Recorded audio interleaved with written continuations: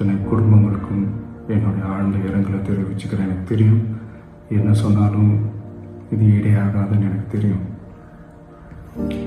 ஹாஸ்பிட்டலில் ட்ரீட் பண்ணிகிட்ருக்கிற எல்லாருமே சீக்கிரமாக க்யூர் ஆகி வரணுன்றதை இந்த நேரத்தில் நான் வேண்டிக்கிறேன்.